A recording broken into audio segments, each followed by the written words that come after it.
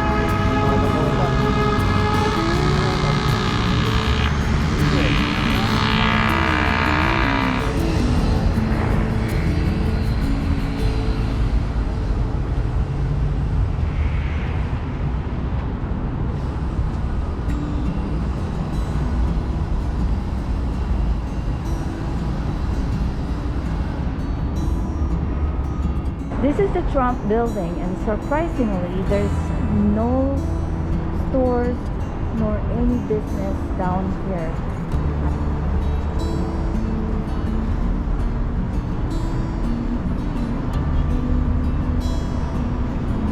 They're all empty.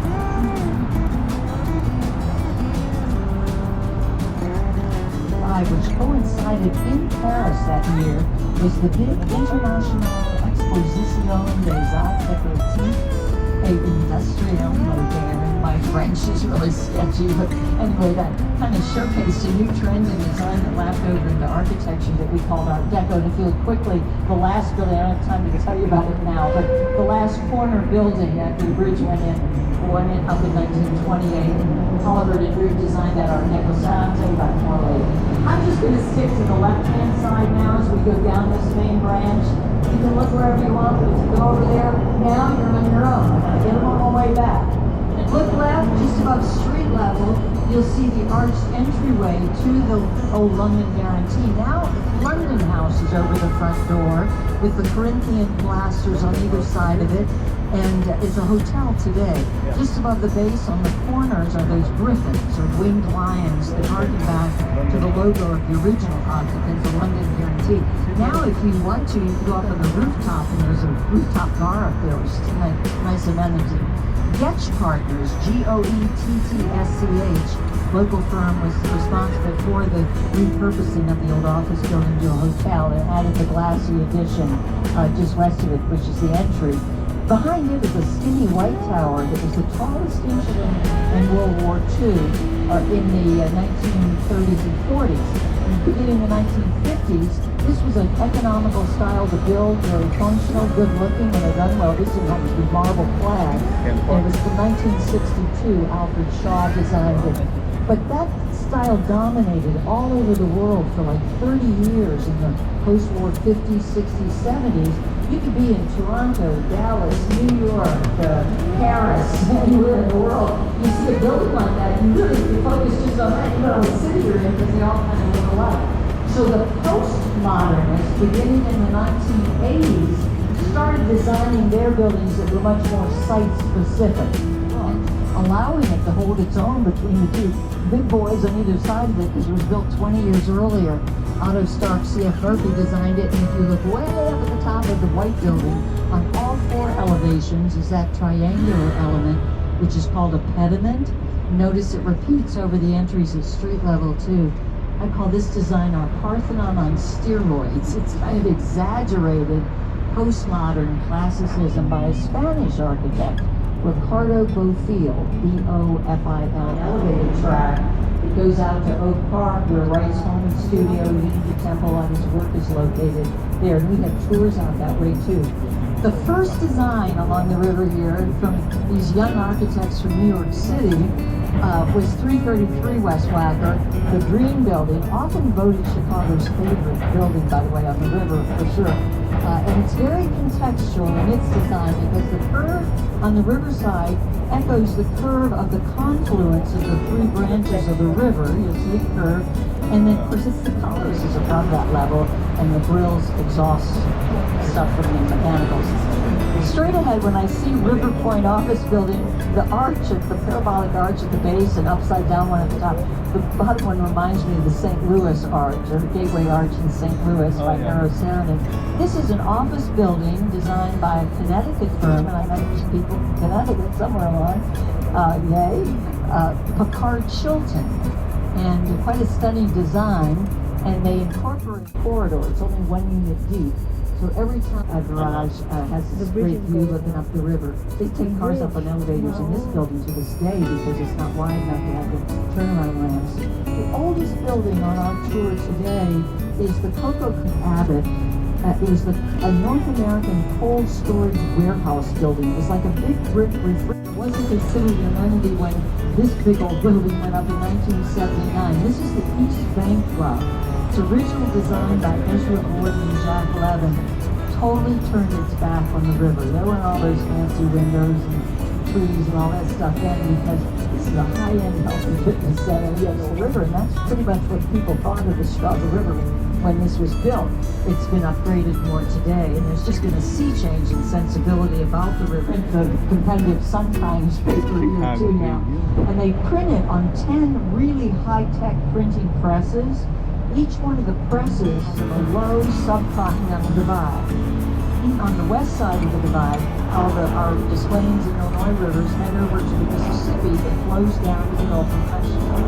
Whereas this north branch of the river flowed south, the south branch came up Atlantic, they both flowed east and into Lake Michigan, which went through the Great Lakes and eventually ended up in the Atlantic Ocean. Well, early on, recently, there's a well rating for buildings, WELL, and it has to do with what features the building has that impact human health. And this building was rated by that well system, and they achieved platinum, the highest rating for that. So there's a lot of touchless features, you know. We're all very conscious of air purification now and so forth, so that's kind of a feather in their cap.